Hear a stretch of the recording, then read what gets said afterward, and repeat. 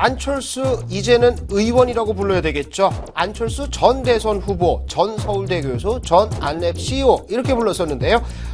안철수 의원이 어제 24일이죠. 서울 노원병 보궐선거에서 60% 이상의 득표율을 기록하면서 당선에 확정이 됐습니다.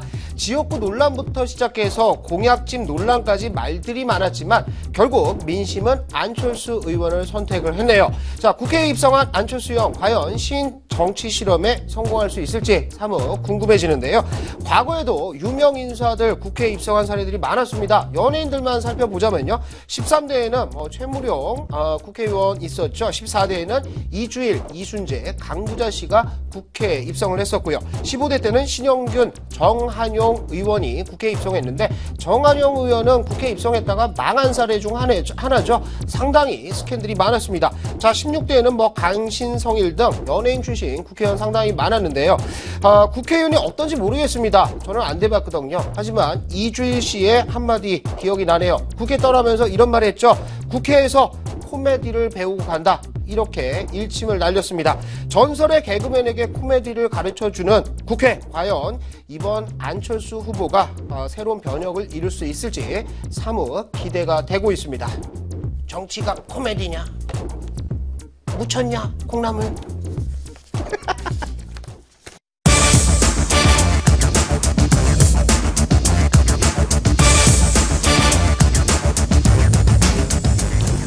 자, 우리나라에는 대단한 분 한 분 계십니다. 한국은행 김종수 총재가 아닌가 생각이 되는데요. 어제 GDP 발표가 됐습니다. 내용들을 좀 살펴보죠. 1분기 GDP 전분기 대비해서 0.9% 증가했습니다. 목표치 상회했죠. 세부 내용을 보시면 건설과 설비 투자가 증가를 했고요. 민간 소비는 감소를 했습니다.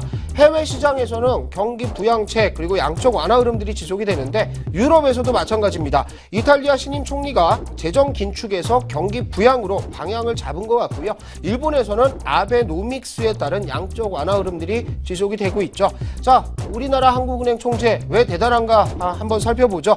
뚝심 있는 한국은행 총재, 정부에서 경기 부양을 하던 말던 금리 이번 달에 동결을 시켰습니다. GDP 성장률 목표치도 친절하게 낮춰주면서 지수가 빠지는데 일조를 좀 해줬죠. 작년에 김종수 총재가 이런 얘기한 거 기억하실 겁니다. 젊었을 적에 일을 안 하면 나쁜 습관이 든다. 야근은 축복이다. 이런 얘기 했었죠. 한국은행 총재가 야근을 하는지 안 하는지는 모르겠습니다. 어쨌든 연봉은 3억 4천만 원이죠. 연봉 3억 4천만 원 받는다면 야근 축복이 될 수도 있겠네요. 자, 곧 다가올 금통위에서 어떤 이벤트들을 만들어줄지 사뭇 궁금합니다. 저는 고수가 좋습니다. 하수는 싫어요. 중수는 애매합니다.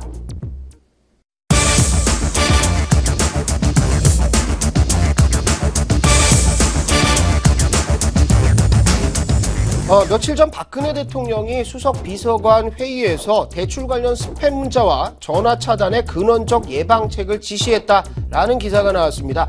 한 기사 또 하나 살펴보면은요, 전화 콜센터를 차려놓고 금융기관을 사칭해서 피해자들에게서 무려 36억 원을 뜯은 일당 46명이 구속됐습니다. 세상에 나쁜 놈들 이렇게 많은 줄 몰랐어요.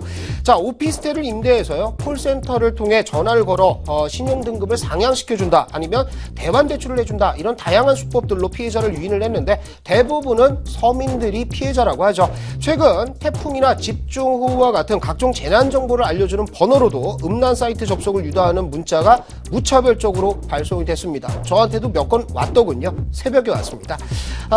이전에 옥션과 네이트와 같은 포털 사이트에서 정보가 유출되기도 하고요.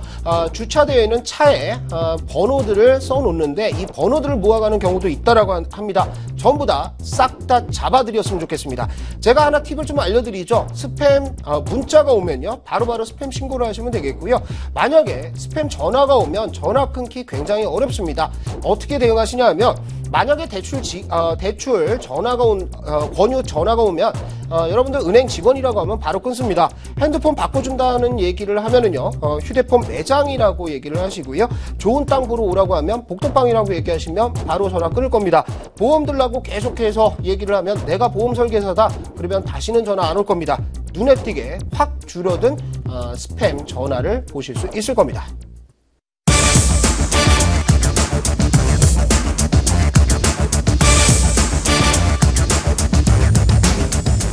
네, 어제는 탤런트 조인성과 김민선 씨의 열애설들을 한번 말씀을 드렸죠. 자, 어제 뉴스가 하나 나왔던 것은 또 뭐 있냐면요. 눈사람 KBS 박대기 기자의 결혼 소식이 나왔습니다.